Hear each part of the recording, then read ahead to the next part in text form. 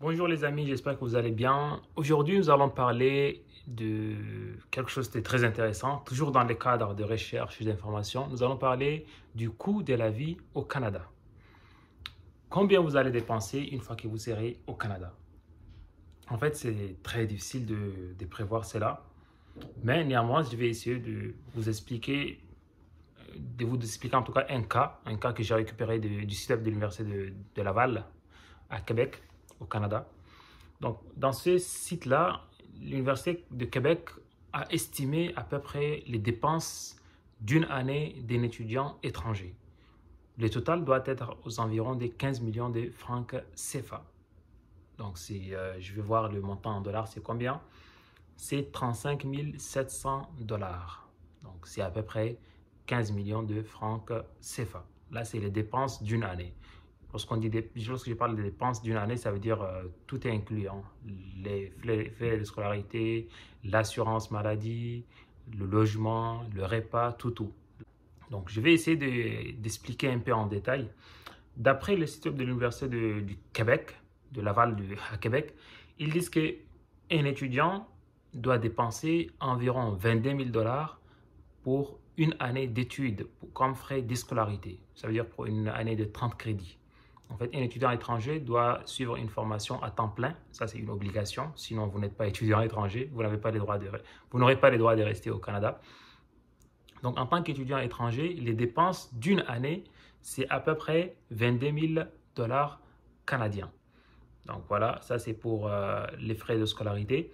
Pour l'assurance maladie et hospitalisation, c'est 900 dollars par année. Donc, ils ont fait la somme de tout ce que je vais vous dire. Puis, il y aura les autres dépenses qui concernent, je sais pas, le logement et le repas. Là, c'est à peu près 8 500 dollars.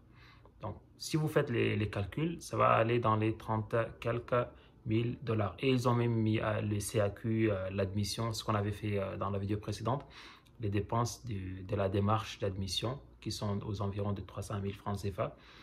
Mais là, c'est très minime si on compare avec les 15 millions de francs CFA. Donc voilà, ce sont les dépenses qu'il faudra prévoir. Maintenant, si vous avez une exonération, ça va réduire légèrement ou bien très nettement votre dépense. Il se pourrait que vous ayez une exonération partielle qui peut aller jusqu'à 60%, 70% des frais de scolarité. Et là, ça va être super intéressant. Vous pouvez avoir ces exonérations-là en regardant la vidéo dans laquelle j'ai parlé des différentes possibilités d'avoir une bourse canadienne au début de cette série-là. Voilà. Donc, j'espère que ça a été clair. J'espère que les dépenses qu'il faudra prévoir sont à peu près claires pour vous. Maintenant, il y a des Tchadiens ou bien il y a des étrangers qui partent au Canada et qui ont des difficultés. Bon, ils ont des difficultés à payer ces frais-là. Donc, ils peuvent dire s'ils ont des problèmes au pays, hein. Je ne sais pas. Il y a certaines personnes qui ont des problèmes au pays et ils partent au Canada pour faire des études, mais malheureusement, ils ne peuvent pas le faire. Donc, ils déposent une demande de protection du Canada. Et là, si le Canada accepte leur demande de protection, ils peuvent revenir après plusieurs années, hein, le temps que le dossier sera traité, ils peuvent revenir pour faire leurs études. Mais là, c'est une autre histoire, ça ne concerne pas la procédure d'études. Nous, ce qu'on explique dans cette série-là, c'est beaucoup plus la procédure d'études, les coûts qu'il faudra prévoir pour dépenser au Canada.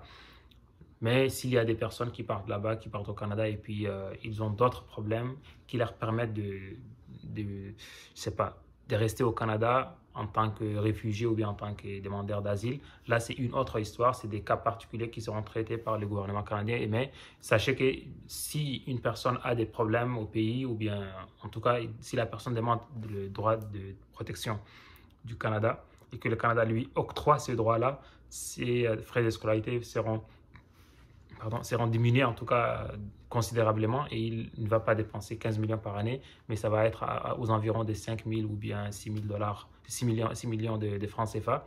Mais entre-temps, la personne pourra travailler et financer ses études. Mais avec ces coûts-là, il est impossible, je pense, ou bien quasiment impossible de financer ses études et en même temps étudier. Ça ne serait pas du tout évident d'avoir 15 millions de francs CFA en travaillant et en même temps financer ses études. Là, c'est c'est pas du tout jouable, je pense. Pourquoi? Parce qu'en tant qu'étranger, vous aurez le droit de travailler seulement 20 heures par semaine. Si vous calculez les 20 heures, vous aurez le droit en fait de travailler 20 heures par semaine. Si vous multipliez les 20 heures fois le nombre de semaines par année, c'est 52. Donc 20 fois 52, ça, vous allez tomber dans 100 quelques je pense. Non, c'est 1000, environ 1000 heures. Et dans les 1000 heures, vous aurez en tout cas par heure votre rémunération, votre revenu ne va pas dépasser les 15 dollars. Donc, ça va être vraiment très loin des 35 000 dollars. Donc, ça va être très difficile de concilier études et en même temps travail au Canada. Néanmoins, vous pouvez vous entendre avec les parents. Les parents vont vous prendre en charge la scolarité et puis vous allez travailler et puis financer vos études. Mais là, il ne faudra pas le dire dans la procédure de votre visa parce que si vous indiquez ça, vous n'aurez plus le visa. Voilà. Mais une fois que vous êtes au Canada, il y a des personnes avec lesquelles j'ai parlé, je leur ai posé des questions. Comment vous faites là-bas au Canada? On m'a dit que mes parents, il y a des personnes qui m'ont dit ça, mes parents me prennent en charge la scolarité, les frais d'inscription, et moi, je me prends en charge pour la partie repas, logement, et ainsi de suite. Et puis, pour la maîtrise, en général, il y a des bourses, d'après mes informations, il y a des bourses pour la deuxième année. Même si la première année, vous devrez dépenser beaucoup, la deuxième année, vous allez quasiment rien dépenser parce que vous serez exonéré et vous pouvez aussi avoir des bourses. Voilà. J'espère que la vidéo était synthétique et claire.